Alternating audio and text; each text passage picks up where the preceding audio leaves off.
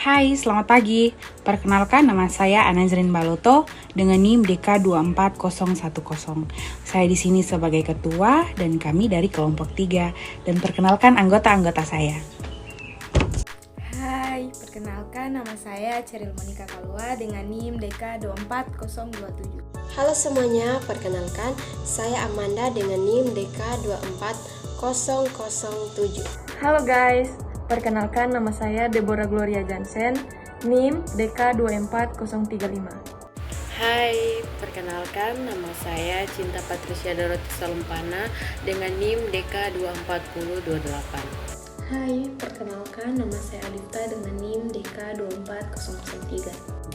Halo, perkenalkan nama saya Elke NIM 24048. Saya Hana Guamte dengan NIM DK24067. Nah, jadi teman-teman, kesalahan-kesalahan berkomunikasi dan tidak efektifnya komunikasi yang terjadi banyak mengakibatkan kesalahan dalam hubungan baik, interpersonal, kelompok, maupun masyarakat. Nah, ketika komunikasi dikenal sebagai proses pengenalan diri dan sebagai proses mempengaruhi orang lain, maka disinilah komunikasi diperlukan untuk membantu manusia lain, menyeimbangkan keberadaan komunikasi sebagai suatu aspek yang perlu diperhatikan. Nah, komunikasi terapeutik termasuk komunikasi interpersonal dengan titik tolak saling memberikan pengertian antar perawat dan pasien. Persoalan mendasar dan komunikasi ini adalah adanya saling membutuhkan antar tenaga kesehatan dan pasien, sehingga dapat dikategorikan ke dalam komunikasi pribadi antar tenaga kesehatan dengan pasien. Nah, tenaga kesehatan membantu dan pasien menerima bantuan. Tujuan komunikasi terapeutik. Komunikasi terapeutik bertujuan untuk mengembangkan kepribadian klien atau pasien ke arah yang lebih positif atau adaptif. Menurut Suryani 2016, tujuan lain dari komunikasi terapeutik adalah sebagai berikut. Yang pertama, relasi diri, penerimaan diri, dan peningkatan pengamatan diri. Yang kedua, kemampuan membina hubungan interpersonal yang tidak superficial dan saling bergantung dengan orang lain. Yang ketiga, ialah peningkatan fungsi dan kemampuan untuk memuaskan kebutuhan serta mencapai tujuan yang realistik. Dan yang keempat, yang terakhir, peningkatan identitas dan integritas diri. Komunikasi terapeutik yang merupakan bagian dari komunikasi kesehatan telah terbukti sebagai perawatan yang kuat, sebagai pendekatan untuk penyalahgunaan obat seperti narkoba dan masalah terkait dalam kehidupan. Komunikasi terapeutik pada dasarnya merupakan pendekatan yang digunakan dan berkembang terutama dalam bidang psikiatri dan psikologi. Komunikasi terapeutik berusaha mengurangi kecemasan dengan mengurangi aktivitas dan gangguan kognitif, dengan berusaha mengubah kognitif individu, respon emosional, dan atau perilaku. Jadi teman-teman, pengetahuan yang baik tentang komunikasi terapeutik akan berdampak positif pada perilaku perawat. Perawat yang komunikatif akan lebih disukai daripada perawat yang terampil. Namun, mengabaikan aspek komunikasi, pelaksanaan komunikasi terapeutik sesungguhnya akan berdampak pada peningkatan kepuasan klien terhadap pelayanan kesehatan secara keseluruhan. Pentingnya penerapan komunikasi terapeutik karena pada dasarnya setiap individu selalu berharap untuk mendapatkan perilaku yang hangat dan ramah, terutama ketika berada dalam keadaan lemah akibat kondisi sakit.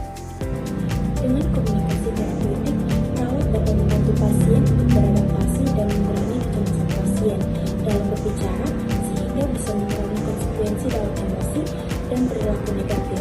Meskipun lebih banyak memakan waktu dan membutuhkan lebih banyak latihan dalam keterampilan berkomunikasi perawat.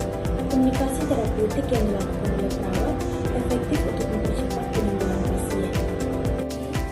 Berikut teman-teman, pendekatan terapeutik. Konsep terapeutik seringkali dipengaruhi oleh pendekatan psikoterapi yang digunakan seperti psikoanalisis, fokus pada konflik bawah sadar, pengalaman masa kecil, dan dinamika intrapsikis.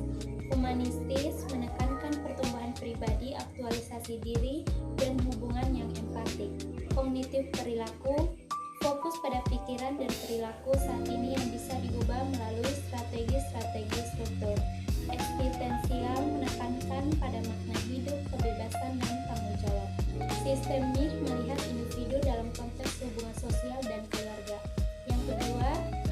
tujuan terapeutik.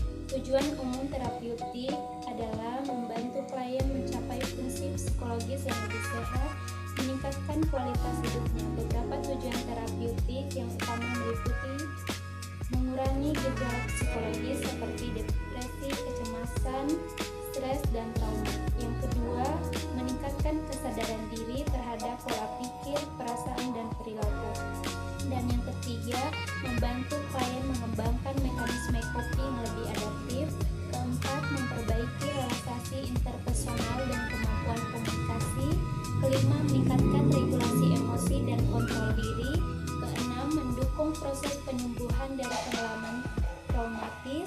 Yang ketujuh, memberikan dukungan emosional dalam masa kritis atau transisi hidup.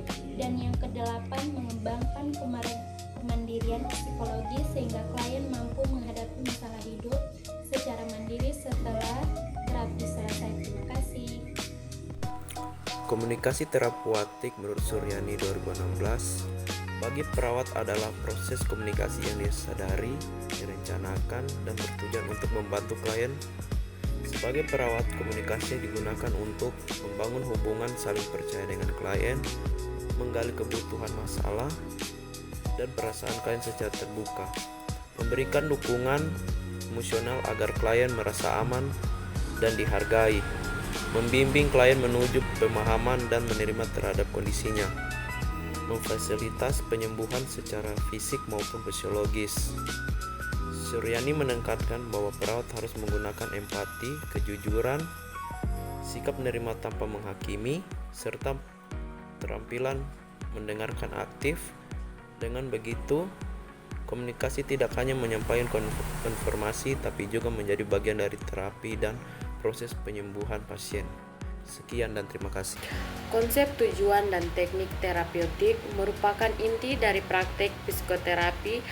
Dalam pelaksanaannya, terapis harus memahami karakteristik klien, memilih pendekatan dan teknik yang sesuai, serta membangun hubungan yang penuh empati dan kepercayaan. Terapi bukanlah proses instan, melainkan perjalanan kolaboratif menuju pemulihan, pertumbuhan, dan keseimbangan psikologis.